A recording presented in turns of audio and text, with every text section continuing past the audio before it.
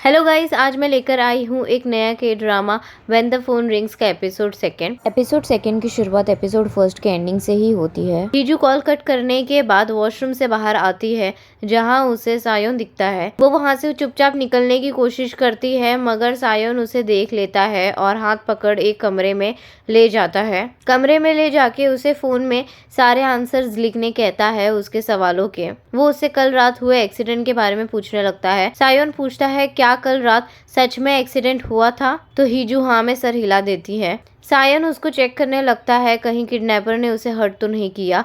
निशानों को देखकर उसे अपने साथ एक बॉडीगार्ड रखने कहता है और डॉक्टर को भी दिखाने कहता है और वहां से चला जाता है। बाहर आके वो सिक्योरिटी को कॉल कर हीजू को सेफली घर ले जाने कहता है। अपने असिस्टेंट को भी कॉल करके कहता है मैं तुम्हें कॉल रिकॉर्डिंग का एक पार्ट भेज रहा हूँ, उसमें से तुम मॉड्यूलेटर निकालने का ट्राई करो। ये जो कोई भी है उसे मेरे बारे में सब पता है जो सिर्फ मेरी फैमिली जानती है। नेक्स्ट सीन में हीजू आज की कॉल रिकॉर्डिंग सुन हंसकर कहती है सायोन डर गया। फिर अपने नेक के निशान को देख सोचने लगती है लगता है अगर कोई उसकी चीज को टच करता है तो उसे तकलीफ होती है। ये सोच उसे सायोन के हाथ का ख्याल आता है जो उसने दीवार पे दे मारा था। तभी सायोन के घर पर आने की आवाज आती है।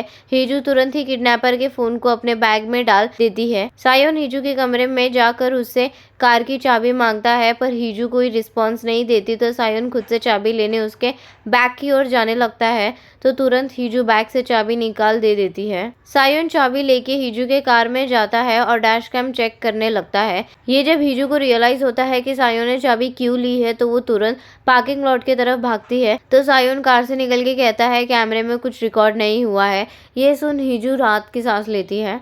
सायोन कहता है अब से तुम घर पे ही रहो, काम पर मत जाओ। तो हीजू कहती है मुझे कल कोर्ट जाना है इंटरप्रेट करने के लिए। तुम्हारी फॉर्म ने भी मुझे जॉब छोड़ने के लिए कहा पर मुझे काम करना है प्लीज। तो सायोन कहता है ठीक है पर तुम्हें सिक्योरिटी टीम अपने साथ रखनी होगी। ये सुन हीजू कहती है प्लीज इतना ऑब्वियस मत करो और वहां से चली जाती है। सायोन एडमिनिस्ट्रेटिव ऑफिस में कॉल कर डैश कैम की रिकॉर्डिंग रिस्टोर करने का और ट्रैफिक कैमरा रिकॉर्डिंग 6 से 7 बजे तक की रिक्वेस्ट करता है। नेक्स्ट सीन में सायोन और उसकी मॉम लंच कर रहे थे तभी उसकी मॉम बोलती है मैंने हीजू को जॉब क्विट करने बोला और किसी के भी सामने ना आने बोला है पर मुझे लगता है ये शादी कभी होनी ही नहीं चाहिए थी। सायोन कहता है आप लोग ही थे ना जिन्हें चंगवू डेली न्यूज के साथ टाई अप करना था, इसके लिए भले ही ब्राइड ही स्विच क्यों ना करना पड़े। आज डैड इतने आगे पहुंचे हैं थैंक्स टू चंगवू डेली न्यूज उनके स्कैंडल दबाने के लिए। नेक्स्ट डे हीजू कोर्ट में इंटरप्रेट का काम कर वापस आ रही होती है तभी उसे वॉशरूम में उसका कॉलेज फ्रेंड मिलता है और दोनों बेंच पे बैठ बातें करने लगते हैं। हीजू की बॉडीगार्ड हीजू को ढूंढने लगती है, ना मिलने पर सायोन को इन्फॉर्म कर देती है। सायोन भी मीटिंग में स्ट्रेस लेने लगता है। थोड़ी देर बाद बॉडीगार्ड हीजू और उसके फ्रेंड की फोटो क्लिक कर सायोन को भेज देती है। ये फोटो देख सायोन अपने मीटिंग में फोकस नहीं कर पाता। वो फोटो को जूम कर उस लड़के का फेस देखता है। हीजू के फ्रेंड का नाम सांगवू होता है। उसने भी हीजू के न्यूज स्टेशन में ज्वाइन किया होता है। उसके प्रोग्राम का नाम क्राइम रिपोर्ट होता है।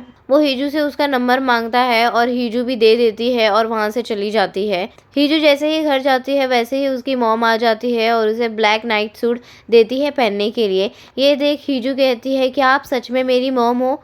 तो मॉम याद दिलाती है जब तुम्हारी बहन भाग गई थी और तुम उसकी जगह शादी करने वाली थी तब तुमने एक कंडीशन रखी थी कि तुम्हारे फादर को एक अच्छे नर्सिंग होम में रखा जाए अगर तुम ये शादी अच्छे से निभाती हो।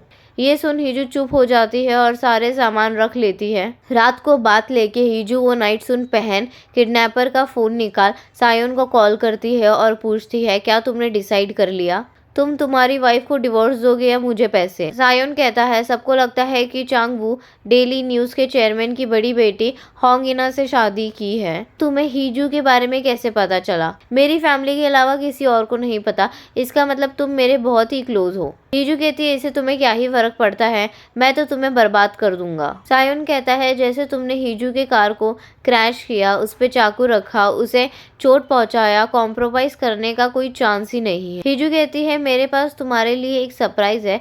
तभी सायोन के फोन पे एक नोटिफिकेशन आता है। वो चेक करता है तो उसमें हीजू की प्राइवेट पिक्चर्स होती है नाइट सूट में।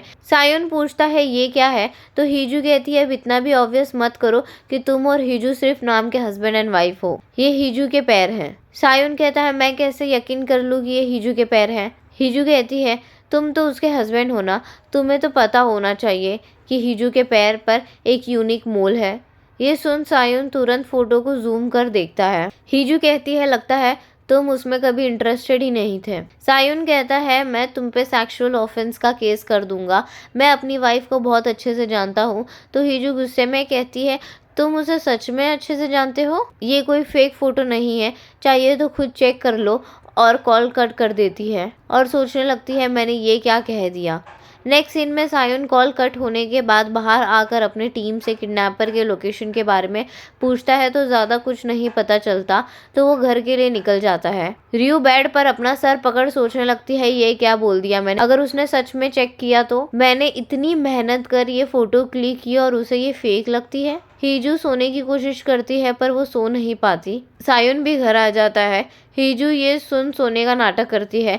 सायुन सबसे पहले हीजू के रूम में जाता है और ब्लैंकेट निकालने की कोशिश करता है पर हीजू कस कर पकड़ी रहती है। सायुन जोर से ब्लैंकेट निकालता है तो उस पे ही गिर जाता है। सायुन उस पे से उठकर कहता है प्रेसिडेंशियल ऑफिस सून अनाउंस करने वाली है साइन लैंग्वेज इंटरप्रेटर के हायरिंग के बारे में, तुम्हें बहुत मेहनत करनी पड़ेगी मेरे बाजू में खड़े रहने के लिए। ये कहकर वो वहाँ से किचन में पानी पीने चला जाता है। डाइनिंग टेबल को देख उसे 3 साल पहले की मेमोरीज याद आती है जब उनकी नई शादी हुई थी।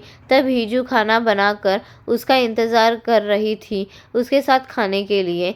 सायुन आकर कहता है ये सब तुमने बनाया है? हीजू हाँ कहती है। सायुन कहता है सोच लो हमने खा लिया, अब क्या। हीजू उसका हाथ पकड़ उसके साथ कपल डांस करने लगती है। तब सायुन उसके करीब आकर कहता है हीजू मेरे लिए कोई फीलिंग्स मत रखो, तुम्हें मेरा पपेट बनने की ज़रूरत नहीं है, तुम्हें तुम्हारी मॉम की सारी बातें सुनने की ज़रूरत नहीं है।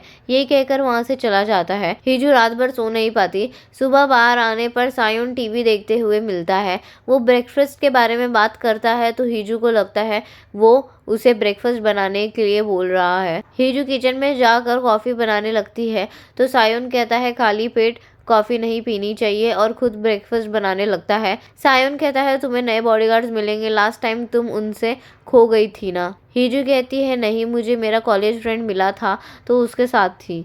सायुन पूछता है क्या तुम दोनों क्लोज थे, क्या तुम उस पर ट्रस्ट कर सकती हो? हीजू हाँ कहती है। सायुन कहता है इतने टाइम से मुझे लगता था कि तुम काफ़ी शांत और ओबीडियंट हो, क्या मैं गलत था? ब्रेकफास्ट सर्व कर हीजू को खाने देता है और वहाँ से चला जाता है। नेक्स्ट सीन में यूरी को सांगू गिरने से बचा लेता है और इनकी दोस्ती हो जाती है। इधर सायुन किडनैपिंग के दिन का सीसीटीवी फुटेज देखता है। फुटेज देखने पर ऐसा लगता है कि किडनैपर के अंदर आने के लिए हीजू ने कार अनलॉक किया था। हीजू अपने डैड से मिलने हॉस्पिटल आई होती है। हीजू डैड को गार्डन में घुमाने लाई होती है। तभी हमें पता चलता है कि हीजू के डैड चीप नाइट क्लब्स में गाना गाते थे, इसीलिए सेपरेशन के टाइम डैड ने हीजू को अपने साथ नहीं रखा ताकि वो एंकर बन सके, ना कि उनकी तरह। हीजू बहुत इमोशनल हो जाती है और डैड के साथ रोने लगती है। दूसरी तरफ सायुन अपने फ्रेंड के साथ बैठा रहता है। सायुन किसी और का नाम लेके सारी बातें बता देता है।